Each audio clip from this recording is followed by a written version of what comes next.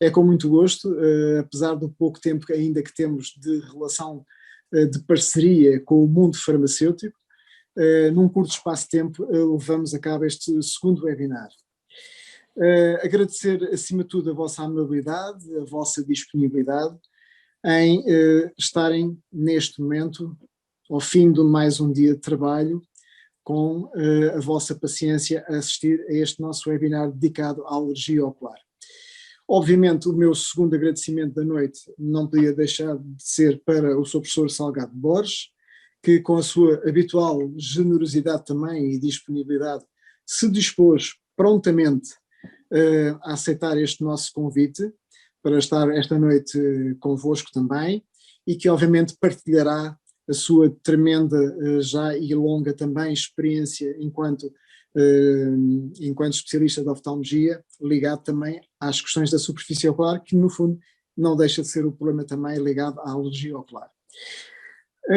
E obviamente explicar-vos que pelo facto de estarmos a atingir, ou vamos a passos largos de atingir o pico habitual da fase da alergia em Portugal, que habitualmente começa meados de abril e habitualmente também dependendo um pouco do tempo, até meados de junho, afigurou-se ser extraordinariamente pertinente levar a cabo este webinar, já que presumimos que terão todo o interesse também para ajudar a compreender melhor as queixas dos vossos pacientes que muitas vezes vos procuram para que os possam ajudar relativamente às queixas que a alergia conduz especificamente. Para terminar, queria só pedir a vossa especial atenção para que logo após a apresentação do professor Salgado Borges, teremos também a nossa colega a doutora Mariana Barros, que fará também uma curtíssima apresentação sobre um produto nosso chamado Zabac, que estamos neste momento também ainda a relançar junto do mundo da oftalmologia, devido, como podem calcular, aos problemas de pandemia que todos estamos a atravessar e que obviamente nos dificultou não só a nível da oftalmologia, como também a nível da farmácia, podemos fazer uma apresentação como nós gostaríamos e como o próprio produto merece. Logo após a apresentação, após as duas apresentações, quer do professor Salgado Borges e da doutora Mariana Barros, ficaremos à vossa disposição para qualquer questão, dúvida que nos queiram colocar. Mais uma vez, muito obrigado pela vossa atenção e disponibilidade e espero que deem por bem empregue este tempo que vamos passar juntos. Muito obrigado mais uma vez. Sr. Professor, o palco é seu. Muito obrigado. Bem.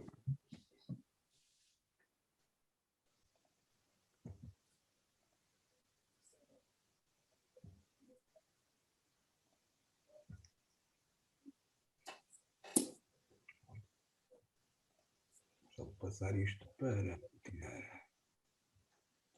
Entretanto, se tiverem questões, agradecemos que coloquem no question and answers para mais facilmente identificarmos as questões, que é mais fácil do que no bate-papo. Obrigado. Ora bem, muito boa noite a todos. É um prazer estar aqui mais uma vez para partilhar alguns conhecimentos sobre a patologia da superfície ocular e hoje vamos falar mais especificamente na alergia ocular, defini-la e como a podemos abordar no contexto de dicas, no contexto de tratamento mais ou menos específico e espero que saiam daqui com as ideias claras. Também teremos, como disse o João Caldas, portanto, teremos também disponíveis para no final esclarecer alguma dúvida ou algum problema que fique em aberto durante a apresentação. Ora, muito bem. Então, um conceito fundamental, que é o conceito de superfície ocular externa. Antes, portanto, de todas estas estruturas que constituem o conjunto de zonas localizadas em volta dos nossos olhos, quer a conjuntiva, quer as pálpebras, quer o filme lacrimal que recobre o globo ocular, a própria córnea, eram consideradas entidades distintas. Mas chegamos à conclusão, e ao longo dos últimos anos isso tem-se vindo de facto a manifestar de uma forma muito mais premente, é que qualquer uma destas estruturas depende do bom funcionamento das outras. E assim teremos não as estruturas isoladas, mas sim uma verdadeira entidade morfofuncional denominada, como já foi referido, superfície ocular externa, e esta unidade morfofuncional que tem numerosas interconexões neuronais e reflexas. Portanto, não funciona isolada, funciona como uma unidade funcional integrada, e estão a ver que todas estas estruturas estão localizadas numa área que ocupa cerca de 16 centímetros quadrados.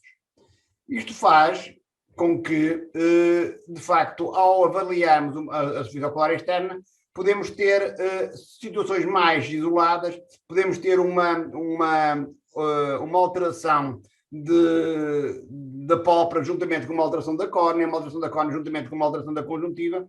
Portanto, poderemos ter simultaneamente uma blefarite a par de uma conjuntivite, a par de um olho seco, e o componente mais exuberante ou mais afetado poderá ser consoante o tipo de situação, consoante o tipo de envolvimento maior de uma estrutura do que na outra.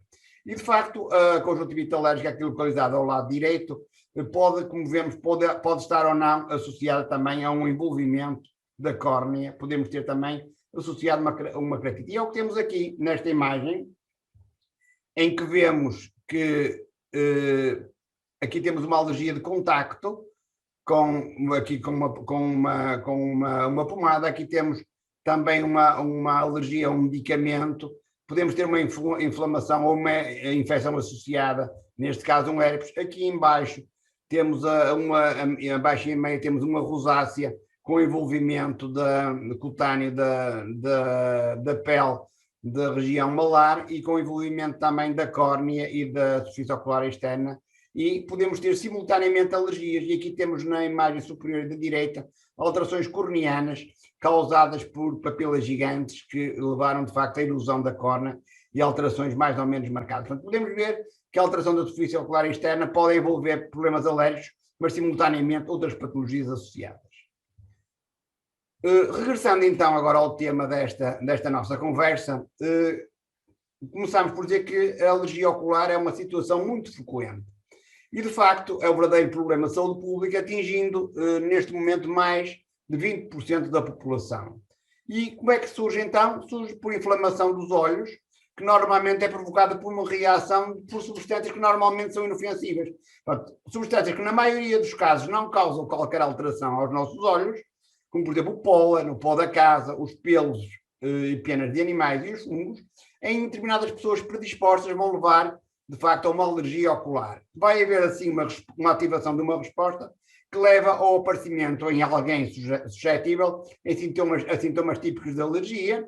E um aspecto também que é muito interessante é que a genética tem também grande influência no paciente alérgico. O que eu quero dizer com isto? Quero dizer muito simplesmente que um paciente com características de alergia, se tiver o pai ou a mãe com alergia, a probabilidade de ele vir a ter alergia é de 25%.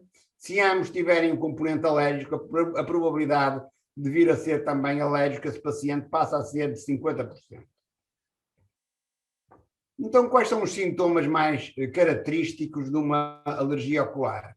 O doente surge com os olhos vermelhos e inchados, comichão e ardor, sensação de areia nos olhos, dificuldade em encarar a luz ou fotofobia, lacrimejo também, e muitas vezes temos associada a rinite alérgica ou bronquite alérgica.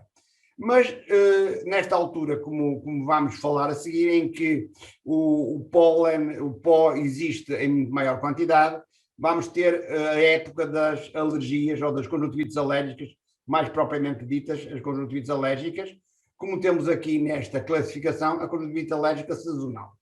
E já estão a ver aqui que podemos escalonar a alergia ocular em diferentes tipos de alergia. Podemos ter uma alergia sazonal, aquela que surge em determinadas épocas do ano, nomeadamente nesta altura da primavera, ou então uma conjuntivite alérgica perene, que surge ao longo de todo o ano e que pode depender, por exemplo, do contacto com animais, do contacto com os ácaros, e não surgir especificamente numa altura específica do ano.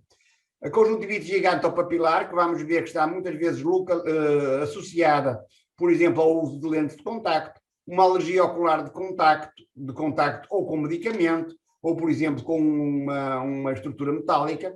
A queratoconjuntivite vernal, também muito característica do jovem adulto, muitas vezes relacionada com o ceratocone. O ceratocone é uma situação em que o doente também pode ter a maior propensão para coçar o olho e para ter alergias muito frequentes, e também o olho seco muitas vezes está associado a essa patologia, e a keratoconjuntivite atópica com ligações à atopia cutânea muito frequente. Vamos passar alguns exemplos. No que diz respeito à conjuntivite alérgica sazonal, também podemos denominá-la febre dos finos. É maior, é a causa mais frequente de conjuntivite alérgica, de alergia ocular. Mais de 50% dos casos correspondem a esta conjuntivite alérgica sazonal. E pode estar muitas vezes associada a sinais de rinite ou bronquite. Temos aqui um exemplo de uma conjuntivite alérgica sazonal com edema palpebral, e temos caracteristicamente a presença de hiperémia conjuntival, como temos nesta imagem inferior e direita. Então, em que altura do ano é que surge? Como foi referido no início desta apresentação, a época polínica é a época de eleição deste tipo de conjuntivite alérgica, e, portanto, estende-se desde fevereiro, março até julho, mas tem o seu pico, de facto, neste mês que vamos entrar. Se abril são águas 1000, em maio vamos ter provavelmente já o solinho mais apetitoso e o pólen mais no ar, e a causar de facto as alergias nesta época com uma maior intensidade. Então, quais são os responsáveis pelas alergias? São vários, nomeadamente as gramíneas, o pó do centeio e de árvores, como por exemplo a oliveira. Portanto, são praticamente todas as árvores têm o seu efeito e a sua interferência na presença da conjuntivite alérgica sazonal, muito típica desta época polínica. No que diz respeito à conjuntivite perene, de facto afeta menos, é uma população menor, constitui apenas cerca de 3% da população. A sintomatologia, como referimos, mantém-se durante todo o ano, e temos como alergénios principais o ácaros ou pó da casa, os fungos e as faneras dos animais. Portanto, aqui há uma agudização e um aumento da hiperémia conjuntival, do lacrimejo e da fotofobia, na presença do contacto com os pelos ou o pó que os animais contêm. Por exemplo, em casa também a presença de brinquedos de peluche, de alcatifas, e os fungos presentes também, nomeadamente nos colchões, podem ser uma causa de perpetuação da alergia ao longo de todo o ano. Trago aqui agora um exemplo de uma reação papilar bastante acentuada na conjuntiva tarsal superior, num doente que era portador de lentes de contacto. Portanto, neste caso, foi necessário fazer a eversão da pálpebra superior para verificar a presença de uma conjuntivite papilar muito típica destas situações.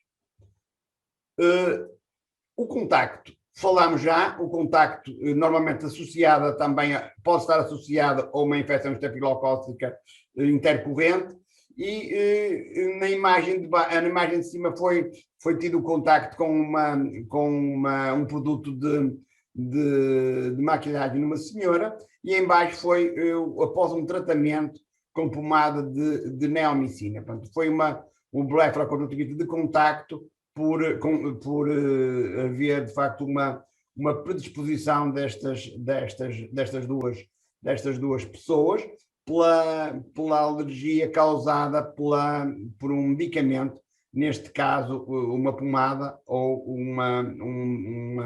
uma substância que era utilizada nos produtos de maquilhagem, nos cremes.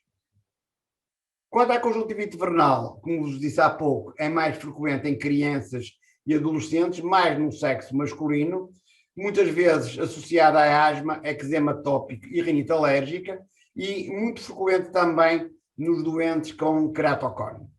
E caracteristicamente aparecem junto ao limbo, na junção da córnea com a esclera, estas acumulações de células, que são os nódulos de Trantas, que são células inflamatórias com aspecto gelatinoso, que se de facto localizam na junção da córnea para a esclera junto ao limbo. E, caracteristicamente, também o que vamos ter, e na imagem de cima podemos ver claramente isso, a presença de papilas gigantes que podem provocar e podem arranhar e podem levar, de facto, a envolvimento e alterações mais marcadas na córnea de quem as possui. Por fim, a queratoconjuntivite atópica é aquela mais grave, que envolve maior risco de cegueira, normalmente surge em adultos, associada também a asma, rinite e eczema e lesões de dermatite atópica. Portanto, há normalmente associada a lesões dermatológicas e na imagem de baixo vemos a presença de neovascularização da córnea, edema, muco e mesmo úlceras de córnea superinfectadas que podem levar irremediavelmente à cegueira destes doentes. Portanto, esta é a forma, de facto, mais grave de queratoconjuntivite, ou seja, a queratoconjuntivite atópica. Então, como é que fazemos o diagnóstico destas entidades, ou da conjuntivite alérgica? Faz-se fundamentalmente pela história clínica. A história clínica é fundamental para se efetuar o diagnóstico e depois uma avaliação oftalmológica cuidada nos permitirá também fazer uma orientação e nos permitirá também fazer um tratamento adequado e dar algumas dicas que irei passar depois em seguida para que todos fiquem de uma forma clara a abordar estas situações e orientar de acordo com as solicitações de quem a vós recorre. Não esquecer que é importante fazer a inversão da pálpebra para verificar se temos as papilas gigantes aqui localizadas à direita, que são de facto uma causa de provável ou possível e eventual lesão da córnea destes doentes. Portanto, para além da história clínica e da avaliação oftalmológica, podemos fazer algumas provas in vitro e in vivo. No entanto, na maioria dos casos, não é necessário fazer, raramente recorremos aos testes de alergia, uma vez que pela história, pela altura de aparecimento, depois pela própria resposta ao tratamento e pela procura que vamos ver que é fundamental de evicção, ou seja, devemos evitar o contacto com o alergénio. Portanto, essas medidas são muitas vezes eficazes e não haverá, de facto, necessidade de efetuar mais testes para levar a bom termo a nossa atuação nestes doentes.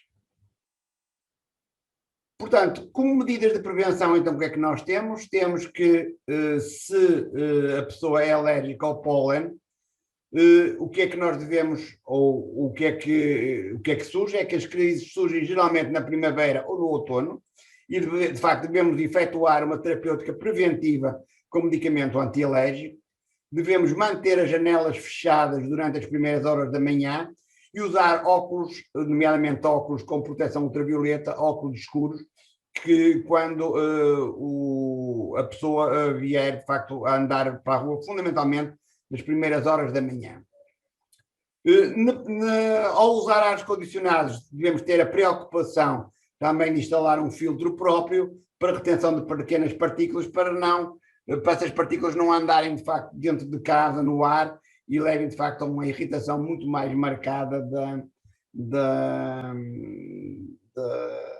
do nosso bem-estar e da nossa qualidade de vida.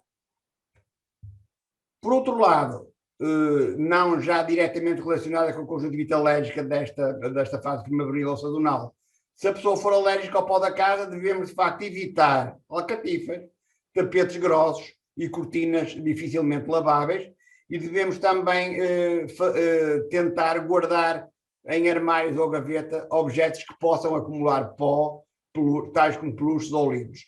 E evitar cobertores felpudos, edredons de penas e lençóis de flanela. Também mudar com frequência e muitas vezes o mudar e o trocar o lado do colchão de cima para baixo também é uma medida que poderá de alguma forma ajudar na remoção dos próprios ácaros e de uma forma de limpeza dos nossos quartos, e também aspirar semanalmente o colchão e o estrado da cama. E um aspecto que é interessante, que devemos utilizar não uma vassoura, mas de preferência, principalmente se tivermos pessoas com alergia em casa, usar um pano úmido e limpar as superfícies, não de facto com vassoura, porque a vassoura ajudará a libertar mais pó, mas sim com um pano úmido para, de alguma forma, não promover a libertação de pó de uma forma tão marcada. Quanto ao tratamento,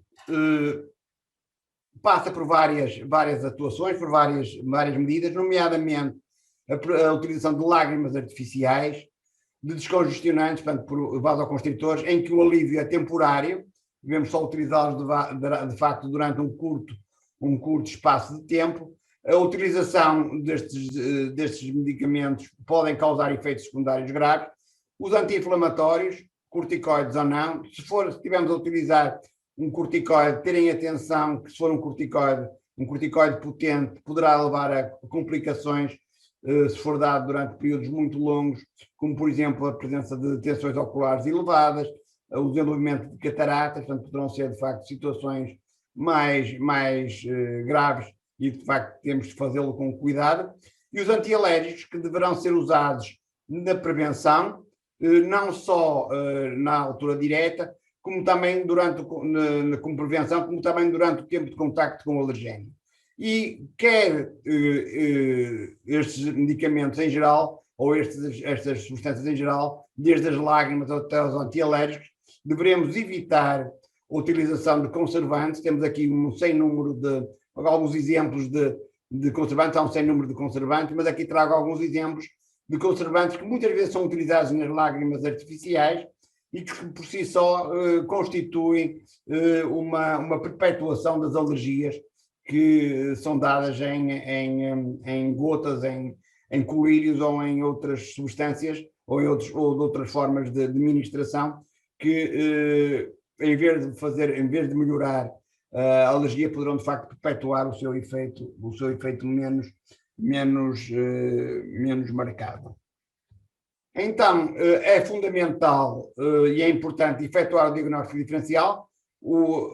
As características são muito semelhantes entre uma alergia, uma bactéria ou vírus e o olho seco. De referir que na alergia temos uma hiperémia bilateral, o prurido é mais marcado e a secreção é mais mucosa, enquanto que na bactéria teremos uma hiperémia que pode começar por ser unilateral e depois bilateral. A dor ocular pode ou não estar presente, e a secreção é mais purulenta ou aquosa, e no olho seco é mais típico a presença de um ardor ou lacrimejo e a sensação de corpo estranho.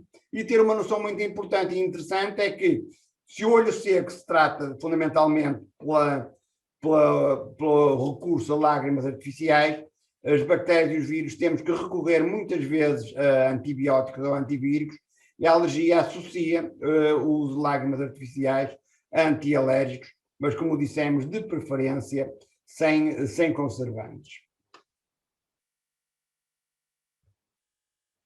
Então, só para terminar esta minha apresentação, que procurei fazê-la em cerca de 25 a 30 minutos no máximo, para deixar tempo depois para conversarmos um pouquinho sobre esta temática.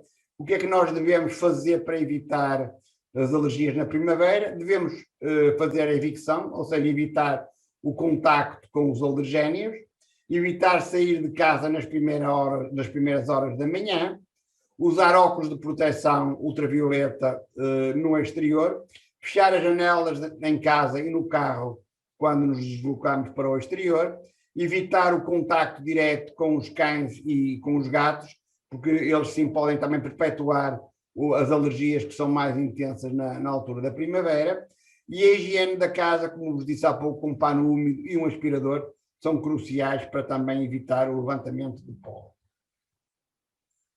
Enfim, trago aqui 4 mensagens a reter desta nossa conversa, em que temos que a alergia ocular está presente em cerca de 20% da população, bastante frequente. que a alergia sazonal ou aquela que surge na primavera é a mais frequente, mais de 50% fazem parte deste tipo de alergia, de conjuntivite alérgica. A evicção, ou seja, o não contacto com os alergénios é muito importante, portanto, a prevenção é muito importante, e o uso de lágrimas e antialérgicos sem conservantes também é crucial. Muito obrigado pela vossa atenção e quer estas temáticas, quer outras, poderão encontrar quer no site da clínica, quer no meu blog, onde tenho vários temas, nomeadamente relacionados com esta temática das alergias e com outras patologias oftalmológicas que, se virem necessidade, poderão consultar facilmente nas redes sociais que tenho na clínica. Muito obrigado. Passo então de seguida a interromper o compartilhamento. De seguida à doutora Mariana Barros.